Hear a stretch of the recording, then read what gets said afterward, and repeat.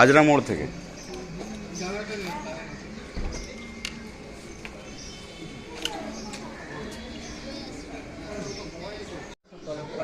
তিনি বলেছেন পূর্ণ সহযোগিতা করবেন। এই যে এতগুলো বেআইনিভাবে জমি নির্মাণ, জমি অধিগ্রহণ, এই যে নামগুলো সামনে উঠে আসছে, এই সেই এটাই কিন্তু খুঁজে বের করতে চাইছেন এখন মূলত ইডি আধিকারিকেরা।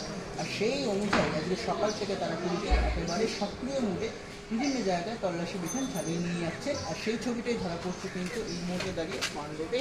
এবং অবশেষে আজকে প্রথম নাগাদ থেকে ইডি আধিকারিকের টিম তারা বাইরে বেরিয়ে আসে এবং এখনো পর্যন্ত দেখতে পাচ্ছেন এইরকমভাবে কেন্দ্রীয় যারা গোয়েন্দা তারা কিন্তু উপস্থিত রয়েছেন এবং তারা